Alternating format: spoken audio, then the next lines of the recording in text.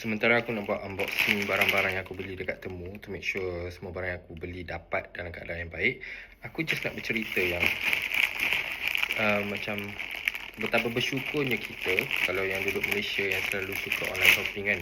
Tak selalu kita beli barang-barang online, laju kan sampai macam 2-3 hari dah sampai. Beli hari ni, esok lusa dah sampai. Shopee especially, kadang-kadang beli hari ni, esok dah sampai. Sebab jarak dan sebab servis kat Malaysia ni untuk online purchase sangat efisien, sangat laju. Berbanding dengan kalau beli dekat Temu dan lagi-lagi kalau duduk dekat bahagian Europe ni, sebab China dengan Europe sangat jauh. So perjalanan daripada dia nak packing, hantar pergi airport nak terbang ke sini, transit dekat Turki ke dekat mana, lepas tu sambung lagi perjalanan nak ni, memang ambil masa yang sangat lama. Contohnya barang ni aku beli 12 hari bulan April, 27 hari bulan April baru sampai, 15 hari nak tunggu.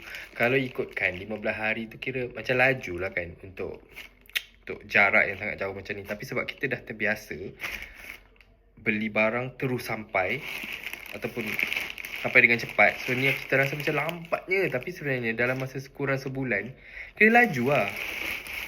Anyway, ni apa, so tu je lah nak cerita. Sambil-sambil tu nak unboxing.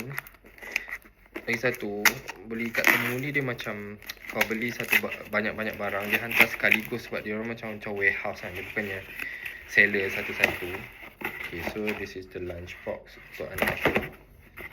Nampak okay semua. Ada rosak.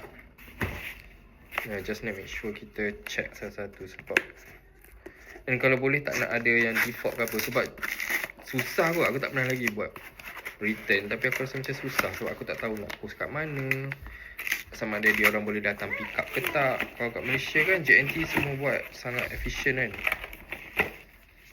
Okay, dua lunchbox okay. Ni iPad punya cover,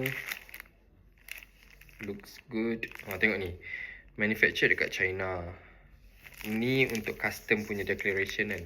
So dia hantar pergi mana dulu? Dia hantar pergi Czech Republic dulu. Lepas tu singgah dekat Turkey dulu. Aku tak tahulah apa maksud ni, tapi dia macam China, Czech Republic, Turkey, and then baru sampai Switzerland. Ni okay, benda ni pun aku cari. Ni sebenarnya apa?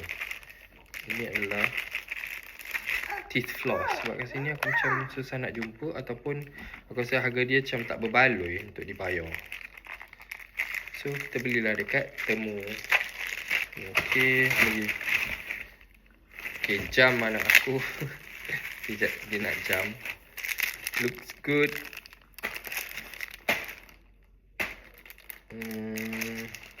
Okay, so bateri dia nak kena cabut nanti. Okay, looks good. Comel. Fire truck obviously. Alright. And then getah rambut. Getah rambut macam-macam. Kenapa macam kecil lah? Tak lah. Lepas tu apa lagi? Kita ada ni apa? Success courier for UK importer. Importer name. UK importer name. EU importer name.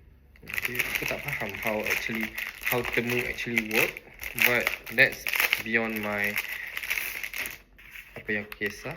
Apa yang penting barang tu sampai. Apa? Oh, okay. This is my, ni lagi satu barang yang susah sangat nak jumpa.